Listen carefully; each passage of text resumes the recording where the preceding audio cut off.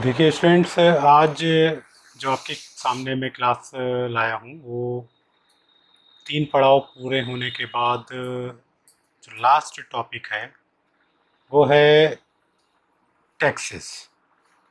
Taxes को थोड़ा समझ लीजिए। टैक्स जब हम कोई भी सेल परचेज करते हैं तो टैक्स उसमें इम्प्लीमेंट होता है। कौन सा टैक्स इम्प्लीमेंट होता है, किस टैक्स की बात हो रही है, तो वो हम स्क्रीन पे चलते हैं, स्क्रीन से देखते हैं, समझते हैं। इसमें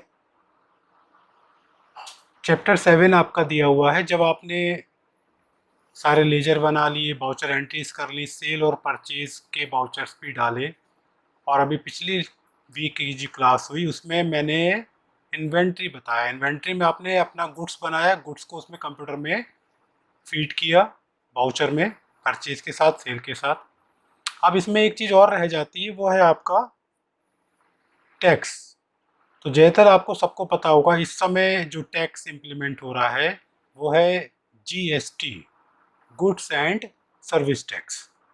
तो क्या है जीएसटी? जीएसटी समझने के लिए हम स्क्रीन पे देख रहे हैं। तो GST is an acronym for goods and service tax. ठीक है। तो जैसे पहले बहुत सारे टैक्सेस चल रहे थे या चलते थे, लेकिन गवर्नमेंट ने एक कॉमन टैक्स बनाया रिसेंटली जिसको कहा गया गुड्स एंड सर्विस टैक्स। तो अब जो भी टैक्सेस लग रहे हैं, चाहे वो सेल परचेज हो, चाहे किसी भी तरह का डिपार्टमेंट हो, वहाँ पे जीएसटी ही इम्प्लीमेंट होता है। चाहे वो एजुकेशनल डिपार्टमेंट हो, मैन्युफैक्चरिंग हो, स्टॉकिस्ट हो, कोई भी, वहाँ पे जो टैक्स लगेगा वो जीएसटी ही होगा, गुड्स एंड सर्विस टैक्स। पहले क्या था, इसने किसको रिप्लेस किया? It will replace VAT, value added tax, CST, ठीक है, central set tax, service tax. इन सबको अलग अलग ना करके एक टैक्स बना दिया गया जिसको जीएसटी कहा गया। तो जैसे आपने कोई, जैसे एग्जाम्पल में लिखा हुआ है कि आपने कोई प्रोडक्ट को गुजरात में सेल किया, तो अगर आपको वैट पे करना है, तो अगर आप आउट ऑफ गुजरात कर रहे हैं तो आपको सीएसटी, सेंट्रल सेट टैक्स पे करना है। इस तरह से आप अलग अलग टैक्स, अलग अलग रिक्वायरमेंट के हिसाब से आप पे करते हैं। ठीक है। कोई सर्विसेज प्रोवाइड कर रहे हैं तो सर्विस टैक्स करना होता था। तो इन सब को ख़त्म करके एक सिंगल टैक्सेशन सिस्टम बना दिया गया जिसको जीएसटी कहा गया। ठीक है। तो उसके रूल्स अलग अलग हैं, तमाम तरह के प्रोडक्ट में अलग अलग रेट्स अप्लाई होते हैं, उस पर आपको नहीं जाना। जैसे मैंने बताया, आपका एक फोकस स्टडी है। आपको पहले टैक्स को समझ लेना है कि टैक्स कौन कौन से हैं और कैसे लगाने हैं। ठीक है। क्योंकि जब आप जहाँ पे जाएंगे जॉब के लिए भी, तो वो आपको बताया जाएगा कि किस गुड्स पे कौन सा परसेंटेज या कौन सा स्लेब लग रहा है, वो आपको पता रहेगा। तो जब जीएसटी की बात आती है तो जीएसटी 3 तरह के होते हैं, 3 टाइप ऑफ जीएसटीज। एक होता है सेंट्रल, सीजीएसटी।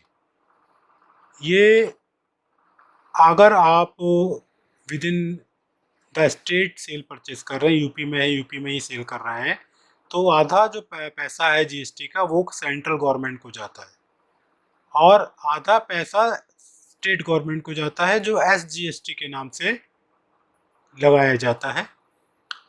अगर आप स्टेट के अंदर अपनी टेरिटरी में, तो यूपी के अंदर ही सारे ट्रांजेक्शन होते हैं, 2 टैक्स लगेंगे, सीजीएसटी और एसजीएसटी। जैसे 18% है मान लीजिए, एग्जाम्पल ले रहे हैं, तो 9% जाएगा सीजीएसटी को, 9% जाएगा एसजीएसटी को, स्टेट को, और 9% आपका सेंट्रल को। ठीक है। और अगर आप आउटसाइड द स्टेट जा रहे हैं तो आप करेंगे इंटीग्रेटेड जीएसटी, यानी आईजीएसटी, वो अप्लाई होगा। अगर गुजरात यूपी से हरियाणा भेज रहे हैं, या यूपी से आप कहीं और दूसरे स्टेट में भेज रहे हैं, तो आईजीएसटी 100% लगता है जो सेंट्रल गवर्नमेंट को चाहता है, फिर वो स्टेट गवर्नमेंट के पास नहीं जाएगा। इंटर स्टेट है, अगर अपने स्टेट में ही, तो 50% स्टेट को जाएगा। तो इसमें लिखा हुआ है बहुत अच्छी तरह से, इसको आपको रीड करना है बहुत आराम से। दोनों सब पूरा जो पैराग्राफ है आप रीड करिएगा, मैंने आपको समझा ही दिया है। Now that you have a basic understanding of how GST work, we can go ahead to understand the working of GST in Tally. अब टैली में इसको कैसे करेंगे, कैसे कैलकुलेशन करेंगे, उसका एक उदाहरण ले लेते हैं कि मान लीजिए कंपनी है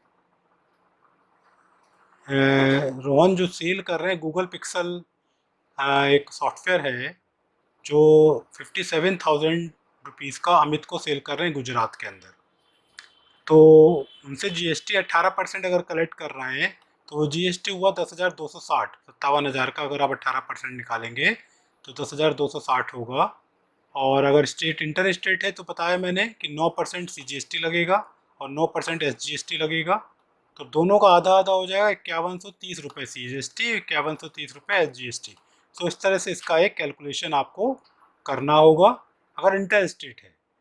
ठीक है, तो इसमें देखिए एक उदाहरण दिया है जो एप्लीकेबल होता है, जीएसटी कैसे एप्लीकेबल होता है, इसका मैकेनिज्म क्या है कि जैसे कोई प्रोडक्ट बनता है, मैन्युफैक्चरर कोई प्रोडक्ट बनाता है, ये मैन्युफैक्चरर कोई प्रोडक्ट बना रहा है, तो मैन्युफैक्चरर जीएसटी लग के उसको मिल रहा है, तो वो जीएसटी लगा के, वो जीएसटी जिसने लगाया, मान लीजिए 100 रुपये की कोई चीज़ है, उसने 10% जीएसटी लगाया तो 110 हो गया, तो 110 का उसने आगे बेचा, उस 110 का उसने 10% प्रॉफिट के साथ आगे बेचा, प्रॉफिट लगा लगा के आगे जाता है, तो जो 110 में 10 रुपये इसका जीएसटी जो पीछे से आया और इसने जो जीएसटी आगे से लिया, तो वो यहाँ पे कैलकुलेट होगा, वो क्लेम करेंगे जीएसटी, फिर रिटेलर के पास जाएगा, वो भी क्लेम करेगा, और सारा जो पे करेगा जीएसटी वो कंज्यूमर करेगा। जैसे आपने कोई सामान खरीदा जो जीएसटी आप देते हैं किसी गुड्स में, तो वो सारा आगे से लग के आपको पे करना पड़ रहा है, आपको कोई रिटर्न नहीं मिलेगा जीएसटी का, कंज्यूमर को कोई रिटर्न नहीं मिलेगा। रिटर्न मिलेगा रिटेलर, होलसेलर और मैन्युफैक्चरर को, जो जीएसटी रिटर्न भरते हैं हर महीने, वो जीएसटी रिटर्न गवर्नमेंट से उनको मिलता है। आप तो पे कर रहे हैं, आपने गवर्नमेंट को दे दिया, और गवर्नमेंट इनका अपना हिस्सा इनको वापस कर देती है जो उन्हें लगा के करती है, तो ये प्रोसेस चलता रहता है।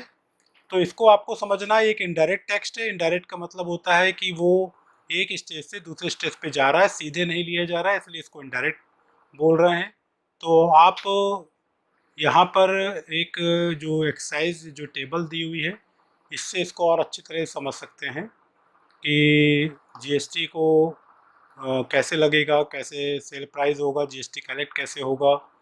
जैसे यहाँ पर एक उदाहरण दिया है, वीवर का एक फैब्रिक सिल रहा है, ठीक है, और वो 8 रुपये जीएसटी ले रहा है, तो सेल प्राइस अगर 100 रुपये है तो 8 रुपये उसने जीएसटी कलेक्ट किया। फिर उस टेलर ने सेल किया रेडीमेड बना के उसको, तो उसने 100 रुपये उसको इनपुट कॉस्ट मिली, 250 का उसने सेल किया, तो 250 पे जो जीएसटी लिया वो 8% के हिसाब से वो हो गया आपका 12 रुपये जीएसटी कलेक्ट करेगा। ठीक है, इसी तरह से रिटेलर सेल करेगा शोरूम को, तो 250 का उसको मिला, 500 का उसने बेचा तो 20 रुपये हो गया, और लास्ट में कंज्यूमर परचेज करेगा उसको 540 में, तो 540 का जो 8% जीएसटी होगा वो 40 रुपये, तो 40 रुपये कंज्यूमर पे करेगा। तो इस तरह से जीएसटी लास्ट तक आपको कंज्यूमर के एंड से मिलेगा और बाकी को रिटर्न मिल जाएगा। तो इस एक्सरसाइज, इस टेबल से आप जीएसटी कैसे किया जाता है वो आपको यहाँ समझ में आएगा। ये यहाँ पर एक ट्रांजेक्शन दिया है, इसको हम अगली क्लास में समझेंगे। अभी आप खाली इसमें थोड़ा सा आज के जो लेक्चर में सिर्फ जो थ्योरी दी हुई है मैंने जीएसटी की, उसको आप चाहिए समझ लीजिए। 3 टाइप जो हैं जीएसटी के, सीजीएसटी, आईजीएसटी, उसको रीड कर लीजिए, माइंड एक सेट कर लीजिए कि हमें जो अपने बाउचर्स में टैक्सेस लगाने हैं वो सीजीएसटी है, वो जीएसटी है। कैसे लगाएंगे अगली क्लास में आएगा। तो अभी आपको आज के लेक्चर में सिर्फ इतना पढ़ना है कि जीएसटी होता क्या है, कितने प्रकार का होता है और कैसे इम्प्लीमेंट होता है, जिससे आप थोड़ा सा आपका माइंड इसके समझ में सेट हो जाए कि अच्छा ये होता है, जिससे अगली क्लास जो 2 होंगी उसमें आपको उसका और थ्योरेटिकल पार्ट और उसका प्रैक्टिकल पार्ट समझाया जाएगा, और इसको भी आपको बहुत बारीकी से और समझते हुए करना है, नहीं तो कन्फ्यूज़न होगा। ये आपका लास्ट वीक है, लास्ट पड़ाव है, इसके बाद आपका टैली ख़त्म होगा।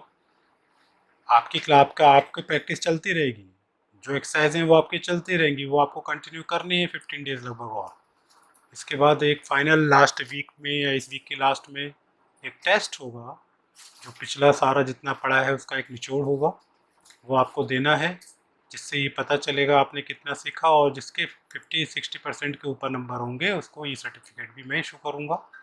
तो फिलहाल आज के चैप्टर में इतना सफिशेंट है।